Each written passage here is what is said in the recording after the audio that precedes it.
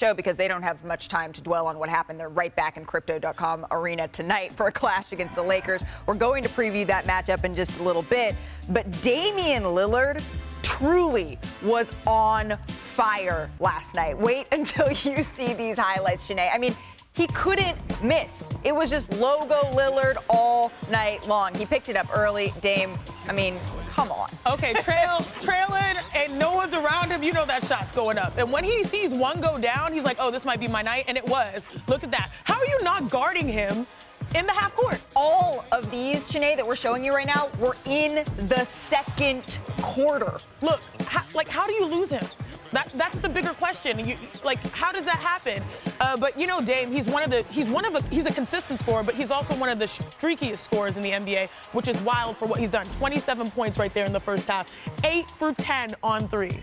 What stood out to you about Dame Lillard in this one, Tim? I think the fact that he got it going so early, and you see where he's shooting from, and the reaction of the defender is always a half a count slow. Why? Because you're going, I don't care who this is, you're not prepared for a dude to pull from there, especially off the dribble, off the bounce, out of the backcourt, and you're backpedaling, you're thinking, okay, I'm in good position here, and then boom. Don't you think, like with Steph, with Dame, coaches are like, guard him when he crosses half they court, are. not lose him in the half court. And when Kevin Durant says hashtag don't take Lillard out the game, then you know he is cooking. I'm just saying, your body defensively, you're right. your instincts are not to be up on your toes. Yeah. At 3-point line, you're like, all right, let's go. That's what I'm saying. He comes back down to earth. We had to show that he actually missed a shot in this game just to make everyone at home feel like, all right, just to give you a little dose of reality here. But he was out of this world. The Blazers win this one. Just absolutely incredible performance by Dame. Let's dive into that just a little bit more. Here's what his shot chart looked like. Some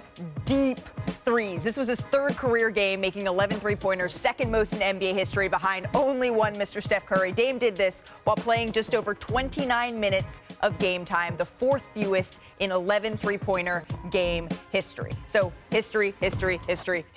Had the game been a little bit closer, Dame, he might have had a little bit more of a chance to try to break that single-game record. So my question to you all, as we are looking at scoring being up this year, as we're looking at people going nuts this year, I'm going to start with you on this one, Brian. Who has the best chance to break that single-game three-point record? You know, I think Steph Curry, because you have to be a guy who can get super hot, which we know he can, and it's got to be a guy who shoots at volume. You know, Steph can shoot the ball 15 times from 3 in a game, and that's an average night. So I believe Steph can do it. I'm kind of surprised he hasn't done it already.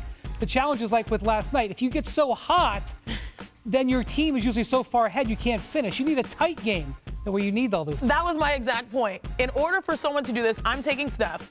It needs to be a close game. That means you have to play the fourth. You have to be hot 3 quarters through, and then you know you just can bring it home. So I'm taking Steph. Clay could do it as well. Dame could do it, but like the easy layup of an answer is Steph. And I would like to say also that Dame is 107 points away from becoming the Trailblazers' all-time leading scorer. So like one of those cool milestones, you'll see him be the franchise best scorer. Yeah, absolutely. Tim? I like the current record holder. Here's why. Klay Thompson has one thing he doesn't have to worry about that Steph Curry and Damian Lillard do. He doesn't have to set the table for a damn person on the court.